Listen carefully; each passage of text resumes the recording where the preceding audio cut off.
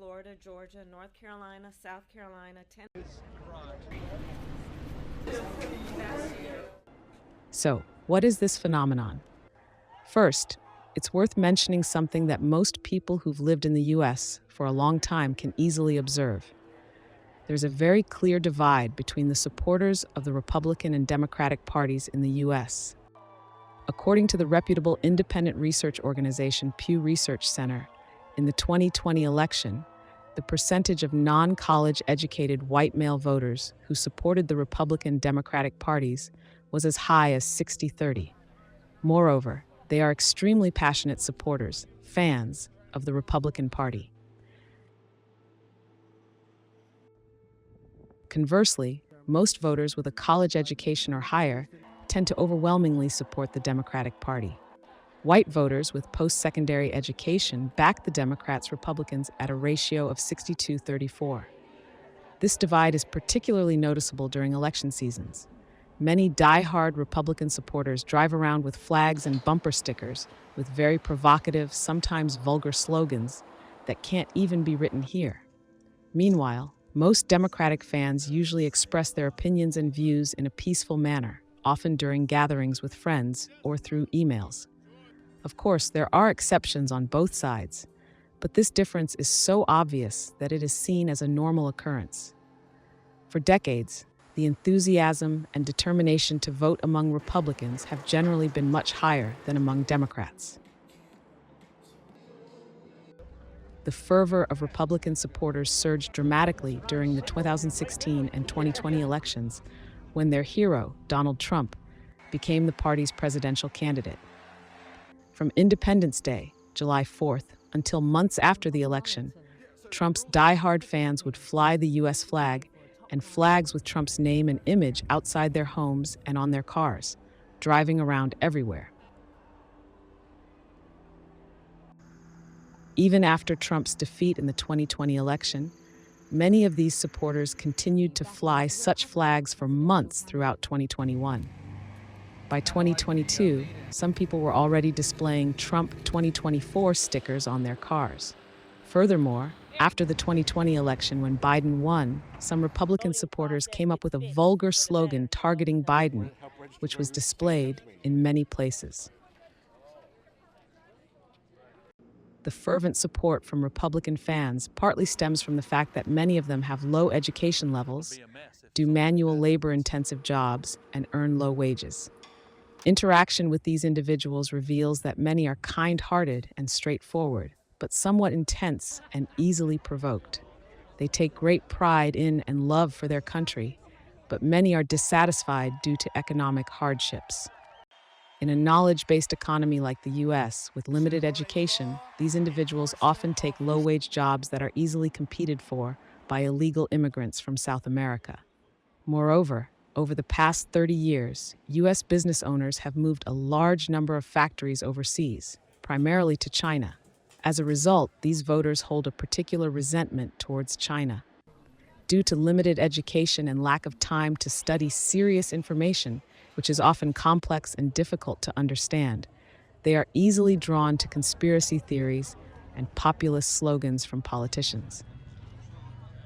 The irony lies in the fact that because they are easily swayed by populist rhetoric, they often vote for candidates whose policies, in some cases, harm them economically.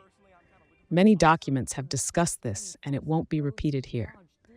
This is just one of the reasons to understand Trump's superfans, who are drawn to his populist slogans aimed at this voter base.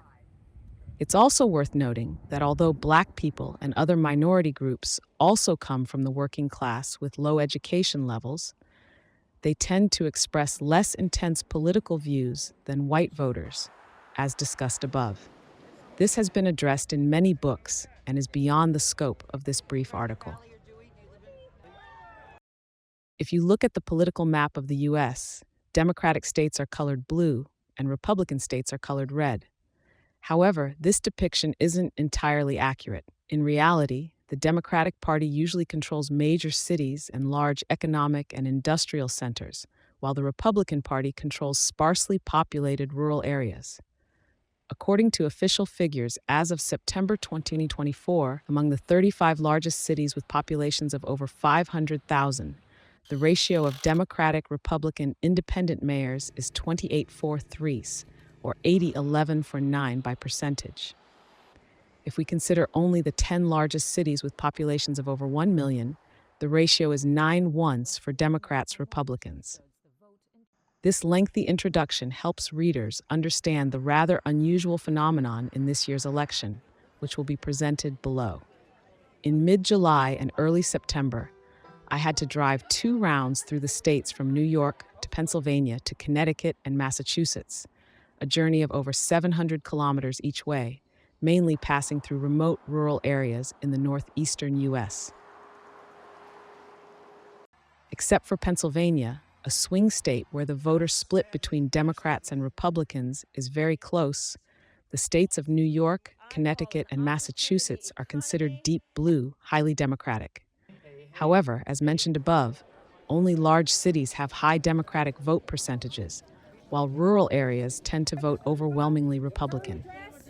This can be clearly seen in the accompanying map of the 2020 election results for New York, one of the most Democratic states in the U.S., colored blue. Despite being labeled a Democratic state, in reality, only a few large cities in New York heavily voted Democratic, while much of the state, particularly rural areas, voted overwhelmingly Republican. In these rural areas, during the presidential election season, many households displayed Trump flags, and his supporters festively drove cars with flags and banners. For many months in 2017, after Trump won, this flag-waving atmosphere could still be seen in the area where I lived, a small blue spot on the map enclosed by a blue box. Even after Trump lost the 2020 election, throughout 2021, I continued to see cars displaying flags and banners supporting him on the road. By 2022, people were already flying Trump 2024 flags. This shows that the support for Trump seems undiminished, despite the many events that have occurred around him during that time. Because of this overwhelming support, some suggest that Trump has created a cult in his name. Polling models have consistently underestimated Trump's vote share in both the 2016 and 2020 elections. This discrepancy was widespread across almost every state. Typically, the error was around 2 to 4%, but in some places it reached 6 to 7%.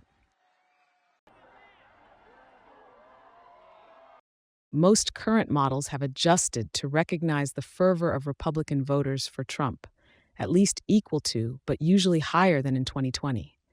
This has been reflected in recent polling results, where Kamala Harris led Donald Trump by a narrow margin of 49-46% as of September 29, 2024, according to the New York Times, which averaged multiple national surveys.